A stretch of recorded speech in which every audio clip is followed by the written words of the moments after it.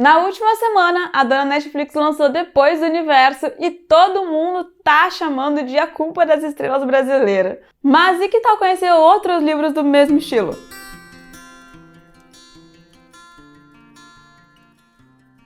Oi gente, eu sou a Lana, esse é o Mais Livros que Amigos. Sejam bem-vindos de novo a esse canal que só indica livros incríveis pra vocês. Bom, vamos falar de Depois do Universo, o novo filme de romance da Netflix. O filme conta a história de amor da Nina e do Gabriel. A Nina é uma pianista muito jovem que sonha em tocar na orquestra sinfônica, mas que ao mesmo tempo ela vive com lupus, o que quer dizer que ela também vive em um constante monitoramento e tratamento para evitar que a doença atinja os órgãos mais vitais dela.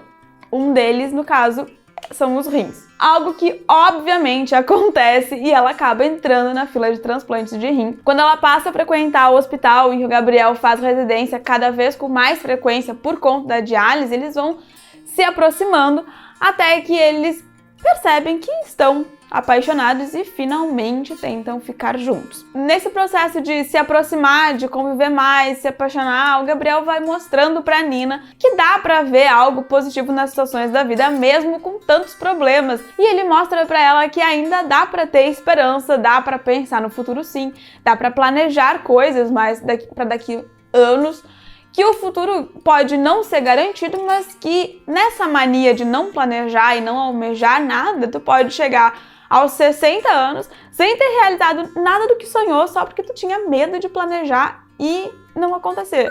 Ou no caso da Nina, morrer antes. Algumas reflexões boas e uma reviravolta muito inesperada mesmo. Pra quem não sabe, esse tipo de história no mundo literário é chamada de cyclit. É um gênero que ficou muito popular depois do sucesso absurdo de A Culpa é das Estrelas.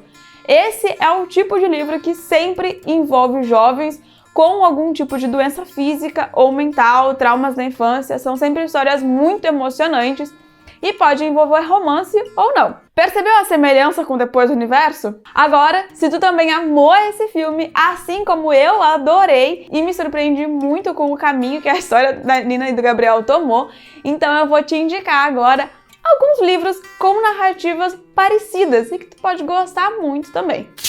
Então, vamos começar com o mais falado, mais comparado, A Culpa é das Estrelas, do John Green. Eu não tenho mais a edição física, mas foi o primeiro livro de romance que eu li, ou seja, faz muito tempo, e eu amei tanto que também foi o primeiro livro que eu fiz alguma marcação nele. Nesse livro a gente vai acompanhar a Hazel e o Gus. Ai meu Deus, como esses dois eram fofinhos, até hoje eu acho eles dois muito bonitinhos. Todas as metáforas deles dois, todas essas coisinhas que envolvem, muito fofo. A Hazel sofre com um câncer de pulmão e o Gus está em remissão quando os dois se conhecem no grupo de apoio. O Gus é super alto astral, super positivo, vive todo dia como muito intensamente. Já a Hazel é quase o oposto. Ela não tem muitos amigos, ela passa praticamente todos os dias em casa, obcecada com o final não escrito de um livro sobre uma menina que também tem câncer. Eles dois se aproximam por causa de um amigo em comum, e a cada dia passam mais e mais tempo juntos, e eles acabam se apaixonando. Mas a Hazel, apesar de estar sendo mais feliz do que nunca, vive com medo de que aquele dia ser o último dia dela, porque o Gus já tá em remissão, mas ela não. Ela só respira com a ajuda de um cilindro de oxigênio, então ela tem que carregar aquilo por todo lugar que ela vai, porque ela não pode não usar ele. Esse é o tanto que o câncer tá presente na vida dela, presente no livro. Ela nunca consegue esquecer disso, e agora que ela tá tão feliz e apaixonada e que isso é algo que ela nunca pensou viver, ela também tem medo de morrer e deixar todas as pessoas que ela ama e que amam ela de volta sofrendo depois dela partir. E aí a gente passa o livro todo se preparando para essa partida, e quando o final chega, é algo pro qual a gente definitivamente não estava preparado. É dolorido e emocionante e pode ser que tu derrube algumas lágrimas também. Vale muito a pena a leitura, aproveitem as metáforas, as reflexões e desconsiderem que toda essa maturidade vem de dois adolescentes, tá bom? Levem em conta que são dois adolescentes com câncer, o que quer dizer que eles fazem muita terapia, então eles obviamente vão ver a vida de uma maneira completamente diferente de um adolescente em que a única preocupação é passar em química no final do semestre. A minha próxima recomendação é As 5 Passos de Você. Esse foi escrito por uma galera. Vamos lá, Rachel Lipcott, Nick Daughtry e Tobias Yacones. Esse eu não sei se é assim que fala o nome, desculpa se eu errei. Aqui a gente vai conhecer a Stella e o Will. Eles dois têm fibrose cística e essa é uma doença que impede que os pulmões funcionem como deveriam. E o tratamento aqui para isso é apenas um paliativo e mantém a doença sob controle, até que eles enfim consigam um transplante. A Stella e o Will vivem no mesmo hospital, mas não poderiam ser mais diferentes. Enquanto ela é toda regrada, segue à risca o tratamento dela, evita a todo custo qualquer tipo de infecção, para que ela esteja sempre apta a receber o transplante no momento que ele chegar. O Will, ele tá cagando pro tratamento dele. Tudo o que ele mais quer é completar os 18 anos dele para poder tomar as próprias decisões sobre a vida e o tratamento. Tudo o que ele quer é se livrar de tudo que prende ele no hospital e ir viver pelo menos um pouco da vida dele como ele sonha, conhecendo o mundo e aproveitando um pouco do que ainda resta. Tudo parece muito simples, até que esses dois opostos passam a conviver um com o outro. E assim, a maior regra, na verdade, que os pacientes com fibrose cística têm é que eles não podem, de jeito nenhum, ficar a menos de 2 metros de distância ou 6 passos para evitar uma possível infecção causada pela proximidade com outra pessoa com a mesma doença. O que quer dizer que eles dois não podem ficar perto. É um livro bem emocionante, o final também é bem marcante, porque ao longo de todo o livro a gente vai entendendo o ponto de vista de cada um dos dois, enquanto a Stella faz de tudo para prolongar o tempo de vida dela. O Will acredita que o melhor que ele pode fazer é viver o tempo que ele tem hoje da melhor maneira que ele puder. É muito bonito, é um exercício enorme de empatia com o outro, vale a pena, recomendo muito a leitura, inclusive, porque eu já li outros livros das autoras desse e também são muito bons, então vai por mim, esse também é. O terceiro livro dessa lista é Eu Estive Aqui, da Gayle Forman. Esse foi o primeiro livro que eu li que tratava desse tema que está presente nele, então pra mim foi bem marcante na época. Nesse livro a gente tem duas personagens importantes, só que uma delas já tá morta. A Meg era a melhor amiga da Cody e o livro começa com a Cody tentando superar a perda da Meg.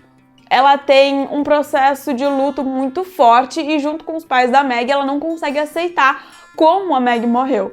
Na cabeça de todos eles, a forma como aconteceu simplesmente não faz sentido nenhum, não encaixa com a pessoa que eles acreditavam conhecer na Meg, né?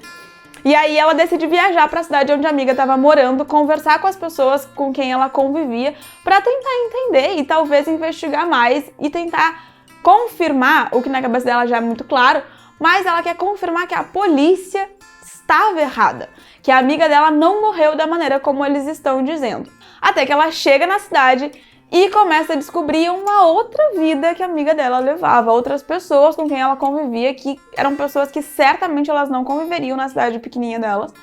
E aí ela começa a duvidar de tudo que ela sabia da amiga e de tudo que aquelas pessoas falam pra ela. Ela não sabe onde a amiga dela se encaixava nesses dois mundos.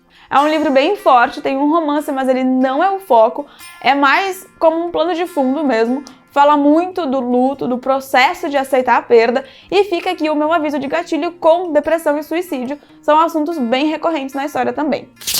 E para finalizar, o último livro que eu vou colocar nessa lista é As Vantagens de Ser Invisível. Esse também é um livro que vai tratar de temas que envolvem traumas e transtornos mentais, como depressão, ansiedade, de uma maneira muito verdadeira e muito íntima.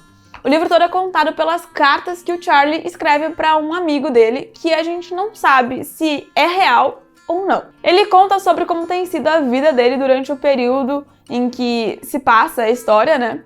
Sobre as aflições de se descobrir como um indivíduo, de encontrar o lugar dele no mundo, assim, de ele se entender como uma pessoa e entender como ele quer ser, como ele quer viver. Fala muito sobre como é ser um adolescente e estar crescendo com tantas dúvidas e traumas. E tudo culmina quando a gente descobre o trauma que ele tem e o que gerou todas essas questões na vida dele. É um livro com muitos temas sensíveis, também como aborto, como uso de drogas. O livro se passa nos anos 90, então pode ter aí também uma certa diferença daquela época para de hoje, mas saibam que vale muito a pena a leitura. Eu li há muitos anos mesmo, assim. Mas eu tô pensando em reler a nova edição com o capítulo extra, porque eu acho que pode complementar bastante a história. E não esqueçam, esse foi o livro que nos trouxe as duas frases mais icônicas que os adolescentes de hoje falam e nem sabem o que é a gente aceita o amor que acha que merece e eu me sinto infinito.